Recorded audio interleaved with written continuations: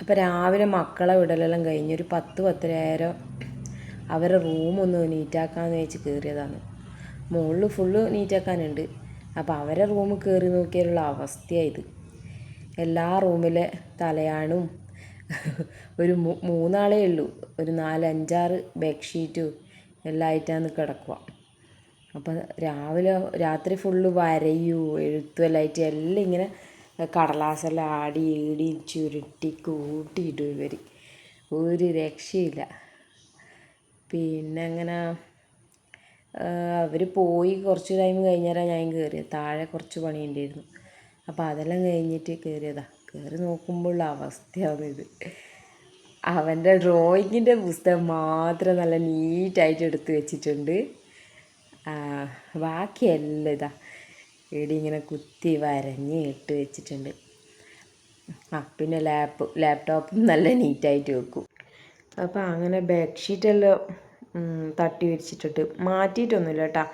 ഇന്നലെ രാത്രി വിരിച്ചു കൊടുത്തതാണ്. ഒരുപാട് കടലാസെല്ലാം ചുരുട്ടി വെച്ചിട്ടുണ്ട്. ഇവിടെ ഫുള്ളിതാ കടലാസുകളും എല്ലാം അങ്ങനെ കുത്തി വരഞ്ഞ് ഇട്ടിട്ടാണ് ഉള്ളത്.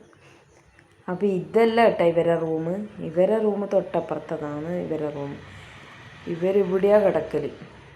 അനിയത്തി പുറത്തായതുകൊണ്ട് ഇവർ അനിയത്തിൻ്റെ റൂം ഉപയോഗിക്കൽ.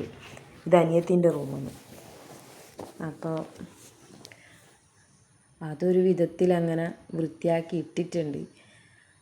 വൃത്തിയാക്കിയിട്ടാലും അവർ സ്കൂൾ വിട്ട് വരുന്നത് വരെ ഉള്ളൂ. സ്കൂൾ വിട്ട് വന്നാൽ ഒരു കയറ്റമുണ്ട് ഇങ്ങോട്ടേക്ക്.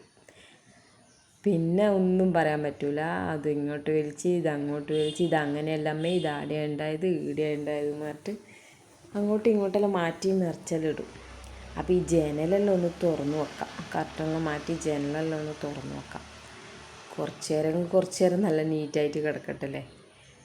അപ്പോൾ പിന്നെ അങ്ങനെ തന്നെയാണല്ലോ മക്കളുള്ള വീട്ടിൽ. ഇതന്നെ അവസ്ഥ. അവർ വരുന്നവരെ എല്ലാം നീറ്റാക്കി ഇടാൻ പറ്റും. അത് കഴിഞ്ഞാൽ പിന്നെ അങ്ങോട്ട് പറഞ്ഞിട്ട് ഒരു കാര്യമില്ല. കേൾക്കാണ്ടൊന്നുമില്ല, നീറ്റാക്കിയെല്ലാം ഇടും. പക്ഷേ ചില സമയത്ത് കളിക്കുമ്പം പിന്നെ ഒന്നും പറയാൻ പറ്റില്ല. അങ്ങനെ ആ റൂമെല്ലാം ഒന്ന് നീറ്റാക്കി ഇട്ടിട്ടുണ്ട്. അപ്പോൾ ഇതാണ് മക്കളുടെ റൂം കേട്ടോ. അത് നല്ല നീറ്റായിട്ടുണ്ട്. കാരണം അവർ ഈ ഭാഗത്തോട്ട് വരത്തില്ല, ഡ്രസ്സ് എടുക്കാൻ വേണ്ടിയിട്ടേ വരുള്ളൂ. ബാക്കിയെല്ലാം അവരപ്പുറത്തെ റൂമിൽ തന്നെ, ഇങ്ങോട്ടേക്ക് വരികയില്ല അധികം. അപ്പോൾ അതെല്ലാം കഴിഞ്ഞപ്പോൾ നല്ല ദാഹം, പിന്നെ നല്ല ചൂടല്ലേ. അപ്പോൾ ഒരു ഗ്ലാസ് നാരങ്ങ വെള്ളം കുടിക്കാമെന്ന് വിചാരിച്ച്. അപ്പോൾ അങ്ങനെ നാരങ്ങ വെള്ളമെല്ലാം ആക്കി കുറച്ച് നേരം അതും കുടിച്ചങ്ങ് ഇരിക്കാം. ഈ ചൂടിന് എന്തെങ്കിലും ഒരു ചെറിയ പണിയെടുത്ത് വന്നാൽ തന്നെ ഭയങ്കര ക്ഷീണവും ചൂടും എല്ലാം ആയിട്ട് ഒന്നും പറയണ്ട.